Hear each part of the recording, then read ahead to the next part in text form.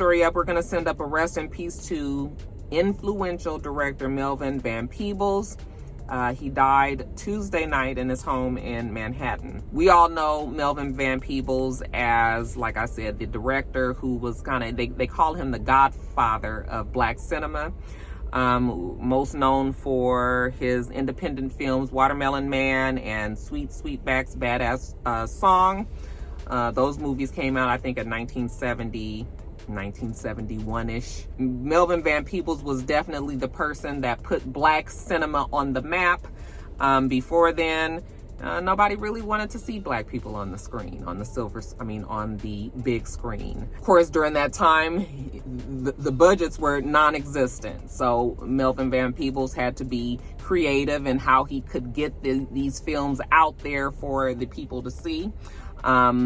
I actually saw they were talking about the fact that, movies a lot of times would have, they would have publicity or PR, and, there would be all of this talk about a movie coming out. Well, he didn't have that kind of support.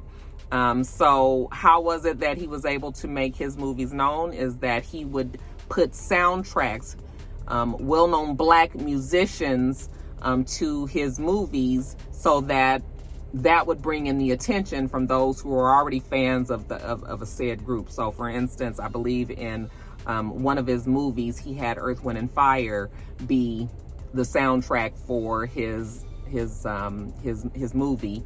And that also brought attention to the movie. Melvin Van Peebles was also very talented. He was a painter, he was a playwright, he was a composer. They say that he studied astronomy. But most importantly, he influenced many, many directors, black and even others, who have come after him and adopted many of the ways that he started back in the early 70s. A huge loss for the movie making world, the entertainment industry. He had 4 children. Of course, we know Mario Van Peebles, but he also had Megan Van Peebles, Max Van Peebles, and Marguerite Van Peebles. He was 89 years old. Rest in peace to Melvin Van Peebles. All right, you guys, next story up. So it seems that Tiny and the intelligent adjacent, mama named him Clifford Harris. He told y'all to call him T.I.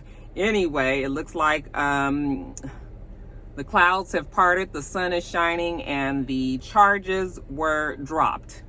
If you don't know what charges I'm talking about, those would be the sexual assault, the rape, the kidnapping charges that were pressed against them. That were filed against them, I should say. Basically, the prosecutor decided not to pursue the charges pursue the case because of the statute of limitations. It seems that the girl who did say she was raped and was pressing the charges, this happened in 2005. There's a 10-year statute of limitations there. It's interesting to me that this case even got out and people were talking about it like that, knowing that there was a 10-year statute of limitations. I guess they were going to try to go for some sort of special circumstances. Listen to me, I'm a lawyer, y'all. I'm a lawyer. Like, I know what the hell I'm talking about. But the only reason why I could think that this didn't automatically go out the window is they were going to ask for some special circumstances, because it was clear that the 10-year statute was passed 2005. That meant 2015. By 2016, you couldn't press those charges any longer. And that's probably also why TI&Tiny knew that this case wasn't going to go anywhere. I'm sure they had been assured by their lawyer that it wouldn't.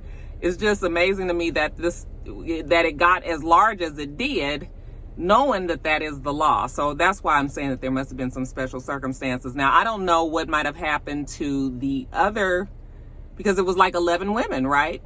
And it was a span of time, but I guess on all of those cases, the statute of limitations had been reached and they were not able to go forward.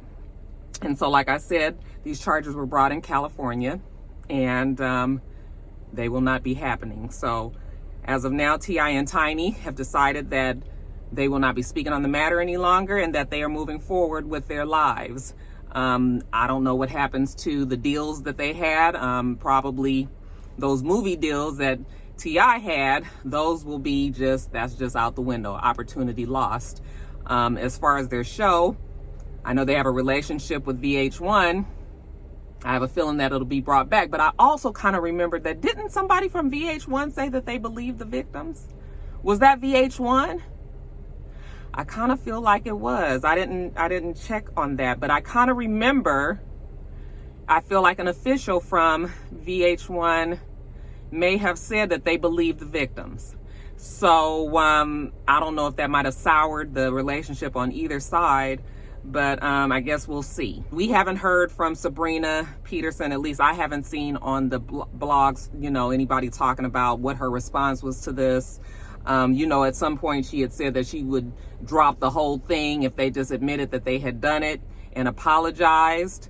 We knew that wasn't going to happen. Well, not that they admitted that they did it, but to apologize. And we knew that wasn't going to happen, because when you apologize, that would make people think that you were guilty and you were apologizing for doing something wrong. Okay, so they refused to do that. The case really hasn't gone anywhere. It stayed alive mostly on social media, but as far as California is concerned, they are both free.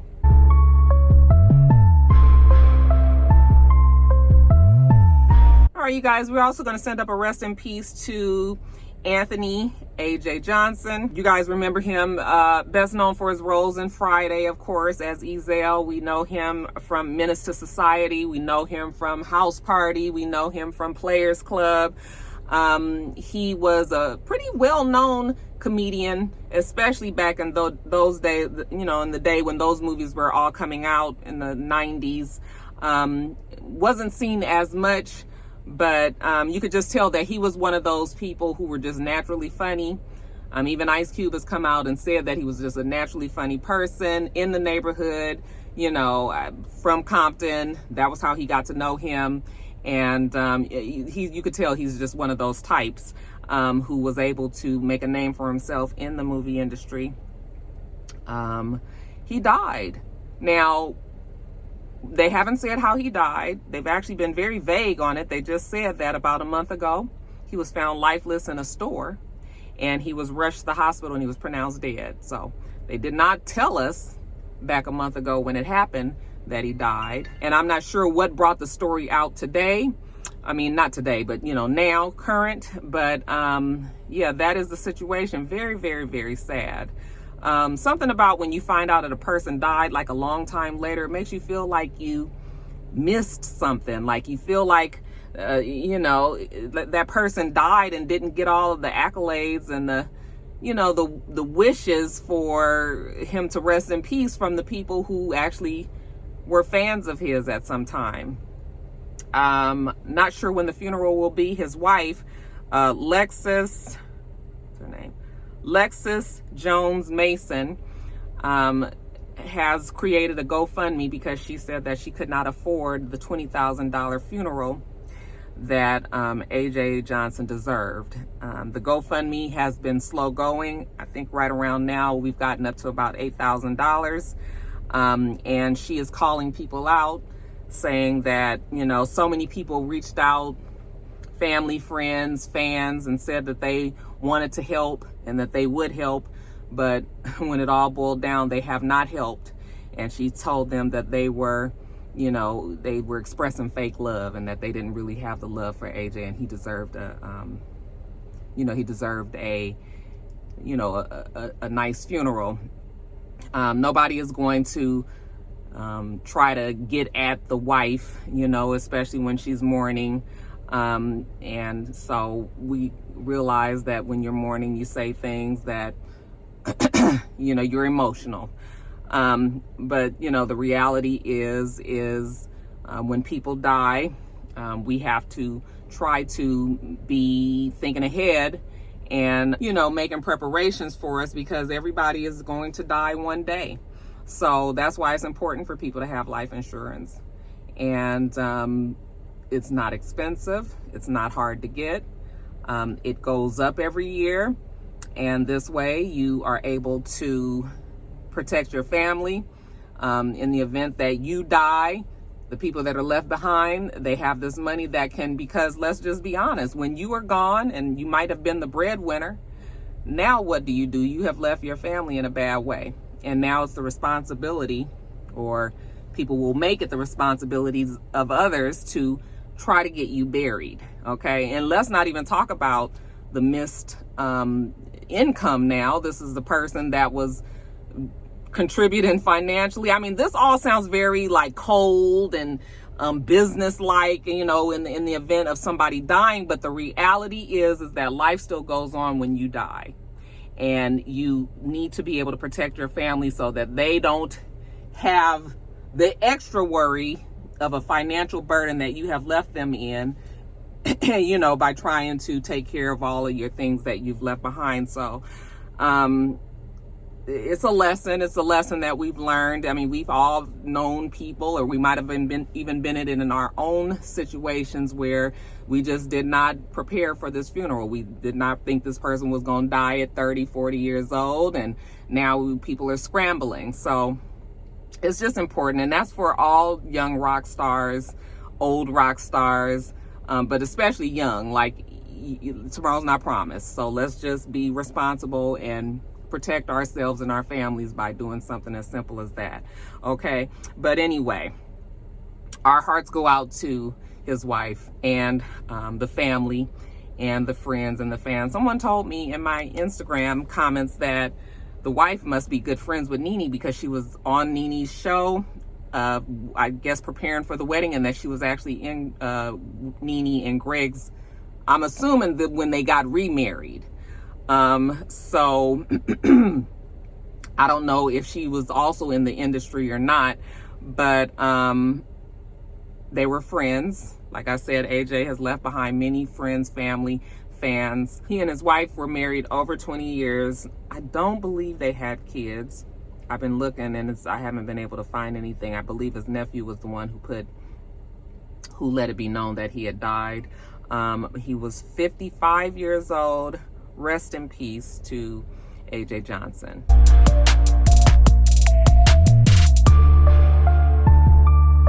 All right, you guys, next story up. So there is talk about the next Verzuz battle, and who will be going against each other. We know that we had been saying that, or there were people that were saying that Chris Brown and Usher would be a good matchup. I just didn't think that would be a great matchup because they're not even from the same eras. It just seems like everybody needs that needs to be something that is matched. And then y'all just forget how many hits Usher has. You know, Chris Brown does have a lot of hits, but yeah, I don't know about that one. So anyway, that one didn't come to fruition. Now there's talk about Chris Brown and Omarion having a Verzuz battle, and Chris Brown will blow Omarion out the water. Like, I don't even know how this happens. Omarion, as a single artist especially, does not have as many hits as Chris Brown, okay? And I know you guys will get in and say, oh, Roxanne, you know, his album was a banger and this and that. And I'm talking about for the general masses. Everybody was not listening to Omarion, all his albums, okay? Even, so he would definitely have to have a B2K. B2K would have to be in that competition, okay, just to be able to match hit for hit, you know. And then I don't know if that's really a good matchup because you are coming from a group and you're presenting group music to, you know, against Chris Brown, who is a single artist. So yeah, I don't think that's a great matchup. But like I said, Omarion just does not have that many hits, okay? So yeah, I don't know about that one. What do you guys think? Who do you think would be good to go against Chris Brown in his same era, okay, in his same lane, not going back to an Usher or anybody like that? Like, who do you guys believe that Chris Brown would go against? I mean, is our Omarion even versatile? Okay, is that a word? Is he anybody that we could even put in a Verzuz battle by himself? I mean, if you're going to do B2K against, you know, whatever other group that was out at that time, then that would be one thing. But just by himself, that's going to be a no.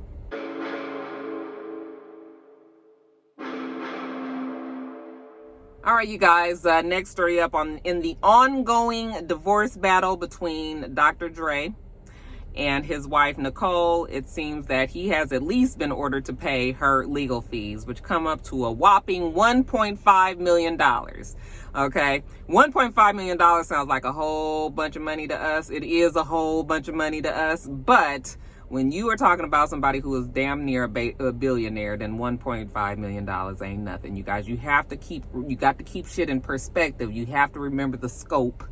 Okay, that's not a lot, and I believe that is fairly regular or fairly normal that a person that has more money in a divorce settlement, in the divorce proceedings, they are the ones who usually have to cover the divorce legal fees. Now, y'all know I ain't no rock star lawyer. I am a rock star lawyer. I ain't no real lawyer.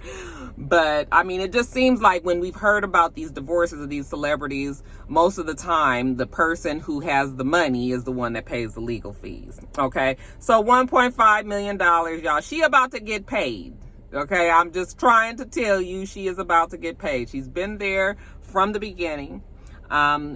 She mostly didn't work. And she's had kids with him. They had a full established marriage and life together. And now, you know what? He gonna have to take care of her for the rest of her life. And he probably, we just going through all of this, but everybody understands that that's just a formality. You're gonna have to do it. Of course, they're still trying to work out all of the particulars of the divorce.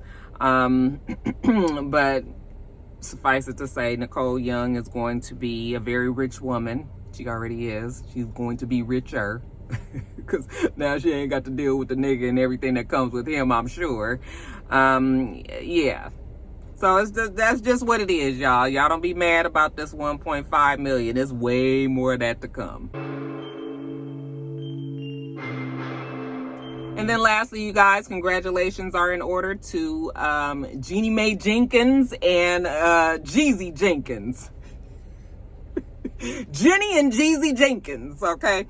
If you guys watch The Real, or if you watch on social media, many of the blogs had put up the clip when she announced that she is indeed infanticipating, okay? And it came to a shock for a lot of people, because we know that when she broke up with her husband, her first husband, Freddie, whatever his name is, that was the reason that she cited that they could not work it out, because he wanted to have kids and she was adamant that she did not want to have children. Okay. But I knew, and many of us knew, that when she got with Jeezy and the way that she was broadcasting her love for this man, and he was doing the same for her all over and shouting it damn near from the rafters, I just knew that she was going to want to have a baby with him. And it seems that that's exactly what happened. She said that in the past, she never felt safe enough to want to even bring a child in the world because she did not feel safe as a child herself. She did not have the support. She was unhappy. Her mother was not a good mother. And so she was adamant she didn't want to have kids because she didn't want to make those same mistakes or anything like that. But the fact that her love is so pure and honest and real with Jeezy Jenkins that, she felt like she was in a space where she wanted to have a child with him and bring that life, to this world and raise them with him. So that's why she is now pregnant. Looks like she's about 5-6 months pregnant. And she said that it was very hard to hide. I said, I guess it didn't help when Tamar said whatever she said. I'm not sure if Tamar knew ahead of time or if she was just assuming, but congratulations to the two of them. Okay, they seem to be very happy. The pictures were really nice. Her in her big blue dress that was, all of this going on in the background. It was like this, y'all. That's exactly how it was. And they were over in Greece, it looked like, and it's just beautiful. And those two actually look like they have genuine and real love for each other. I pray that their relationship lasts, and that she's able to bring this baby here to earth healthy and happy. And I think that it was a little subconscious thing to let us know that they were having a boy. She had that blue dress on, so I was like, it's probably a little boy.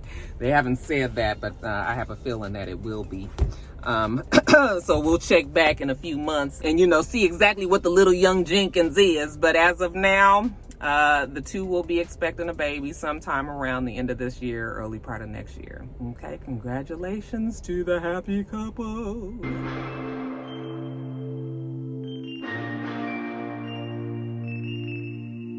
We do this every single week, so make sure that you rate, comment, and subscribe, and make sure you come back.